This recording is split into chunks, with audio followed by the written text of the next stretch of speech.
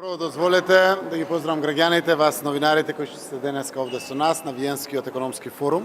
Ова е одлична можност после заокружување на важни политички процеси, вклучително и претседателските избори, да ги продолжиме економските тенденции и трендови во државата. Искористивме можноста овде во Австрија, како најголем инвеститор во Република Северна Македонија, уште еднаш да се видиме со деловните луѓе, со компаниите, да ги презентираме сите потенцијали.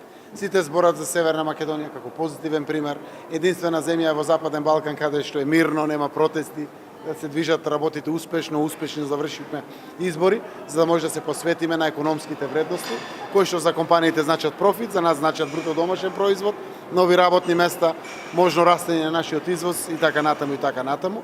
Знаете дека оваа година ја прогласивме за економска година и од тој аспект сме посветени таму кај што ги доловуваме сите потенцијали и можности.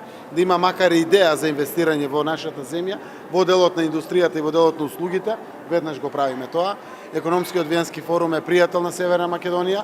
Ја искористивме оваа полуга заедно со А1, односно ВИП, како оператор во Македонија, да можеме да ги поканиме сите компании и овде уште еднаш да искористиме можноста да се презентираме татковината и сите потенцијали за привлекување на странски инвестиции во нашата земја. Секако, комесарот Хан беше овде да ги потврди нашите европски вредности и она што е досега постигнато.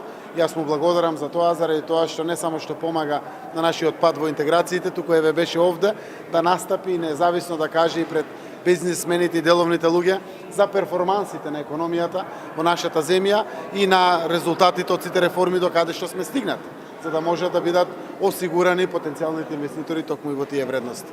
Разговаравме секако на билатералната средба со комесарот Хан за очекувањето во ова лето, јуни-јули, за конечната одлука на Европската унија, која што треба да значи конечно одлука за добивање на датум за преговорите. Тој е оптимист, јас сум оптимист.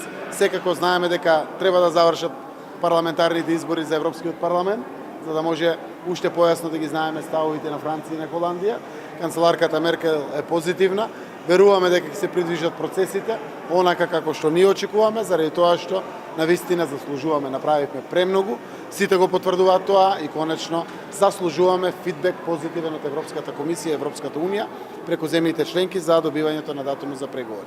Тоа што се случува во нашата земја е нешто кое што е логичен пресек на двегодишното владење на владата предводена од Социјалдемократскиот сојуз, каде што ги видовме слабостите и фала Богу имавме избори каде што граѓаните аплани испратија порака дека некои работи треба да се менуваат, а тоа се слабите карики на извршната власт, веројатно и во локалните самоуправи одредени слабости, каде што се под ингеренции на Социјалдемократскиот сојуз и владеачката коалиција. Секако промените ќе се случат. Јас реков, тоа ќе се случи почетокот на јуни, затоа што извештајот го затвара Европската унија и објавува на 29 мај. До тогаш преговараме и со опозицијата. Едниот закон е законот за безбедност и разузнавачките служби, другиот закон е закон за јавното обвинителство. Драго ми е денеска, знам дека во парламентот веќе се придвижуваат работите за законот за безбедносните и разузнавачки служби, каде што е тоа согласено со опозицијата, верификувано со НАТО комисиите кои што работеат со нас и конечно тој проект го заокружуваме. Овие денови ќе посветам јас, министерката за правда, моите тимови, заедно со високите представници од ВМРО ДПМН, ако треба и до лидерска средба ќе дојде, да направиме се што треба и овој закон да го заокружиме.